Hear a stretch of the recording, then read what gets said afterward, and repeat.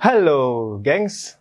Balik lagi sama gue Dimas di Moendi Channel. Seperti janji gue di episode sebelumnya, gue di episode kedua ini akan nge-build satu Lego lagi, yaitu Lego set 76021. Ini adalah The Milano Spaceship Rescue. Di dalamnya ada 665 pieces, ya kan? Nah, ini adalah pesawat pertamanya Guardian of the Galaxy. Harganya itu kemarin gua cek barusan itu sekitar 1,6 begitu dengan 665 pieces di dalamnya. Kalau dibanding sama yang sebelumnya di episode pertama kita bikin Benatar, harganya kan kalau nggak salah 1,4 ya, 1,4 dengan isinya itu sekitar 674 pieces di dalamnya. Nah, ini bisa dibilang dia jadinya lebih mahal sih. Dengan 1,6 dia lebih sedikit juga, piecesnya ada 665, sedangkan yang Benatar 1,4 sampai 1,3 gitu, isinya ada 674 pieces gitu. Nah, ini sebenarnya gue udah punya lama ya gengs ya, jadi ini emang bener-bener masih segel nih, ini masih segel juga, begitu. Jadi ini masih perawan nih, gengs. Nah, di dalamnya ini ada, di sini sih kelihatan ada 5 minifigure ya. Ada Star-Lord, Drax, Gamora, Sakaran, sama Ronan. Gua nggak tahu ada Groot apa enggak di sini. Tapi kalau kelihatannya sih di sini ada ya gambarnya ya, Groot sama Rocket ya. Tapi nggak tahu deh, di sini sih nggak ada. Di sini sih cuma 5 begitu. Jadi nanti kita cek aja langsung di dalamnya ada apa enggak buat mastiin. Jadi tanpa basa-basi lagi nih, kita langsung aja nge-build Lego set ini, oke? Yuk, mari!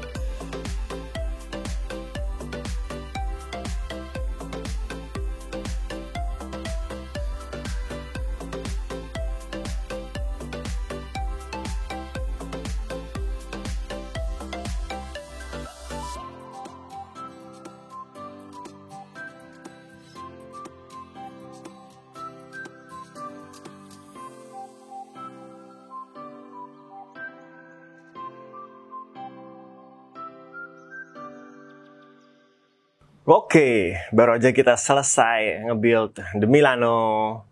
Jadi inilah spaceship Milano.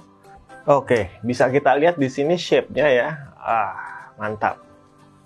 Shape dari atasnya sini emang agresif banget ya gengs, karena emang depannya bentuknya kayak gitu. Base colornya ini juga unik banget sih, biru dan kuning. Jadi kuningnya ini emang ditempatkan di spot-spot yang oke sih menurut gue penempatannya. Fiturnya untuk mechanical-nya nggak begitu banyak untuk di bodinya, tapi emang yang main fiturnya itu yang di sayap ya. Di sayap nih banyak mekaniknya. Ini bisa dilekukin sampai 90 derajat bagian sayap ini juga. Ada yang kurang ternyata. Ini ada yang kurang. Makanya kok kayak aneh gitu. Nah, di sini baru dia lebih mantap. Oke, di sini juga ada bisa digerakin 90 derajat.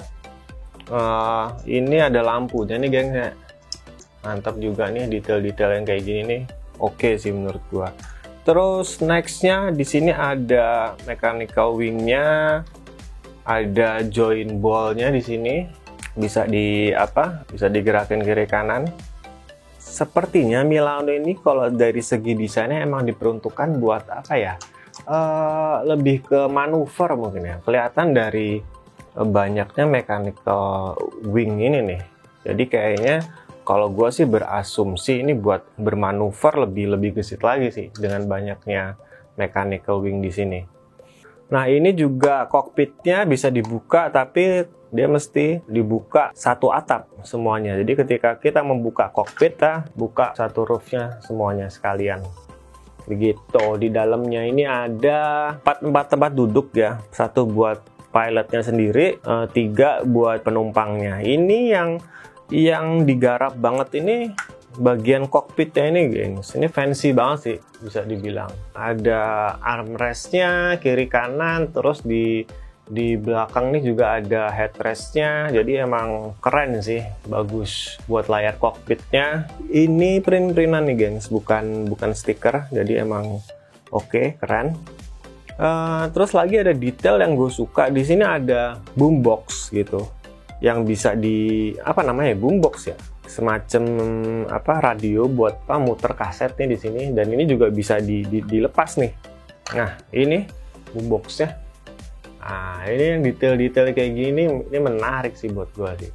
Jadi bisa kita lepas, bisa kita bawa-bawa mana-mana sama minifigurnya. Iya, begitu. Emang rada susah sih kalau dengan space sempit kayak gini di dalamnya. Ya ngomongin soal space ya nggak begitu luas ya, tapi dia muat buat 4 kru sih di dalam ini. Begitu. Jadi emang ternyata di dalam itu emang nggak ada Rocket dan Groot. Jadi Rocket dan Groot itu dijual terpisah bareng sama yang Shuttleship 7612 gitu.